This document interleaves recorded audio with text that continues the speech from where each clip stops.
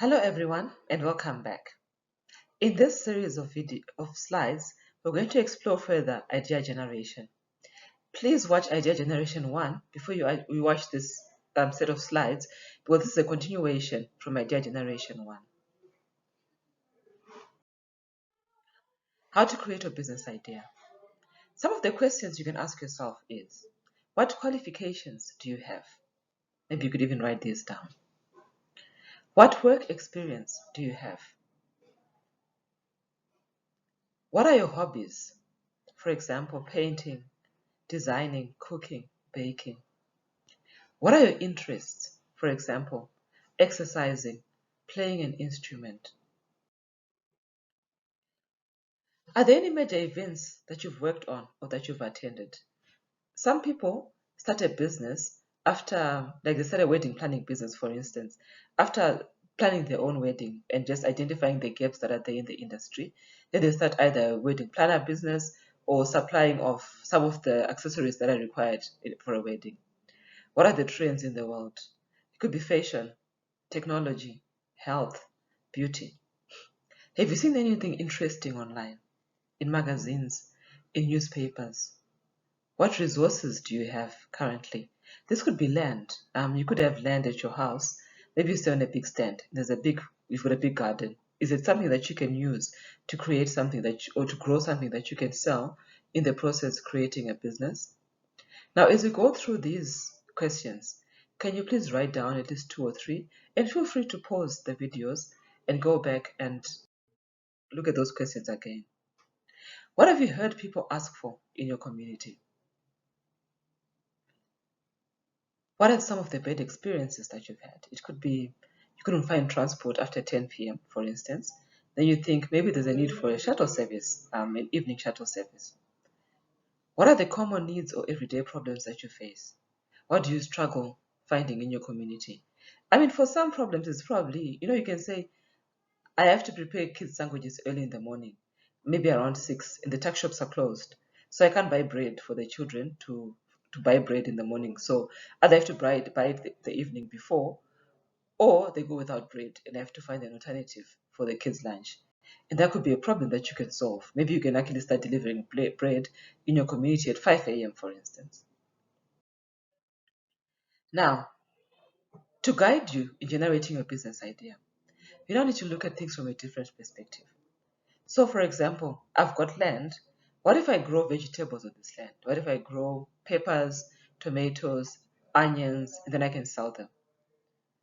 What will happen if I sell bread in the morning? So, what will happen if I do bread deliveries at 5 a.m. in the morning, before the tuck shops and the formal shops are open? Is there another way to provide education? So, if you're used to doing lessons or maybe tutorials face to face, can we now offer these online? Do I have to be going to everyone, or can I reach out to more people online? Can people benefit if I deliver vegetables door to door? So you could probably be thinking of starting a table where you're selling vegetables. Could be anywhere in town, in the townships, at the ranks, taxi ranks. What if, instead of waiting for people to come to you, you actually then develop or design some hampers and then go around and drop those at people's doors? Someone tried this during the lockdown. One of the vendors in Pretoria, when he realized that people were not allowed to go out or to come to him, then he actually went out to people delivering vegetables to different households. Will it make it easier if I do things differently? Or what will make it easier for people? Will it make it easier if I deliver home cooked meals for people in my community? The things that you can't find. So think about that. I couldn't find this in my community. Could there be more people looking for it? Now, when you're evaluating business ideas, so all the things that you've been asking in the previous slides, please write down some ideas that you can get out of there as you answer those questions. Now, remember, the idea that the business owner starts with is not where they end up. And business idea evolves as you get more information, which is why it's very important to research your idea. In some cases, during the research process, one can discover a new business idea altogether. There's a paper that I was reading about some students at Harvard. Now, what they did is they designed some technology to help with cutting grass and weeding at golf courses. In their minds, there are a lot of golf courses in their area, and then they'll make lots of money because they'd have saved or they'd have done, they'd have solved a problem that they thought that the golf courses had. Now, as they're doing their research, they discover that the golf courses don't struggle with this problem. Actually, it's the farmers who are struggling with weeds, and we find some of the farmers wanted non-chemical methods to remove weeds from their fields. And then they changed the idea completely to develop that. Now, can you imagine if they'd actually gone on to design a machine, to develop a machine, to manufacture, now they've got loads of these machines manufactured, then they try and sell them to the golf courses. And because they've not done their research, they don't get a market. So by doing research, your idea can change, but it can always change for the better because then you'd have identified a much better opportunity than the one that you had. Now, entrepreneurs can start with one idea that is easy to implement, and you can use it to raise capital for the idea that you really enjoy. So, for instance, you can start by, say, doing deliveries. Your end goal could be to own a bakery. Now, you can start by buying bread from existing shops, existing bakeries, and delivering it door to door. And then grow that into maybe baking your own bread in rented at home, for instance, and delivering them again. Growing that into maybe eventually owning your own bakery. So you can start with one idea that you think is where you want to start. Use that to raise capital. You can also use it as a form of research because if you're going to start delivering bread in the morning, as you get feedback from people about the bread, about the time, about the quality, that feedback you can now use that into your own business, as opposed to getting a lot of money, renting a bakery or buying a bakery, setting up a lot of equipment, hiring employees, having a business there. And then you start baking bread.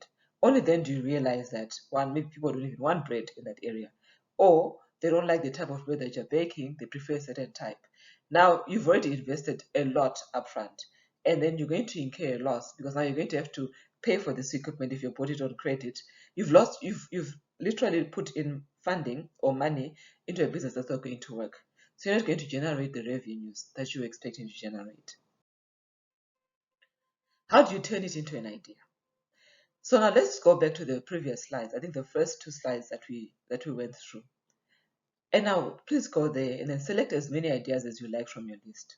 For each of them, describe the potential business idea.